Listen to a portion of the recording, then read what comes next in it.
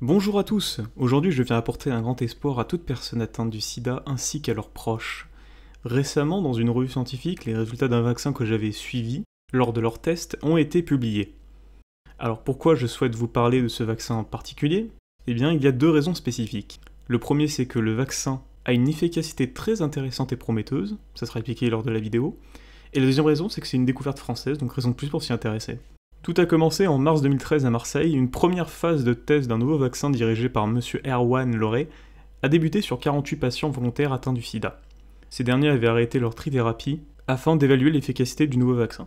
Au lieu de s'attaquer directement au virus, ils ont préféré une méthode indirecte pour éradiquer le virus. Le but de ce nouveau vaccin était de faire sécréter par le système immunitaire du corps humain des anticorps capables d'inhiber une protéine appelée TAT, Transactivator of Transcription. C'est le virus lui-même qui ordonne aux cellules infectées de produire cette protéine afin de protéger ceux derniers de nos anticorps, pour ainsi pouvoir se multiplier.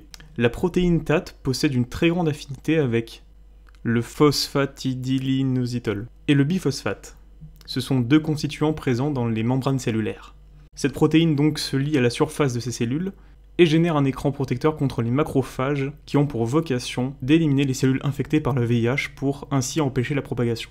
Sans cette protéine, le virus est vulnérable à nos anticorps et peut être facilement éliminé. Après la première phase de test, aucun effet secondaire n'a été observé parmi les patients qui ont reçu le vaccin, ce qui est déjà une bonne chose.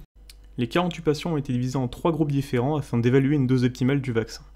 Et 30%, je dis bien 30% du groupe qui avait reçu la dose qui était proche de celle optimale, ont vu leur charge virale tellement diminuer qu'elle était quasiment indétectable. Et ça, c'est vraiment incroyable. Mais alors, qu'est-ce que ça veut dire?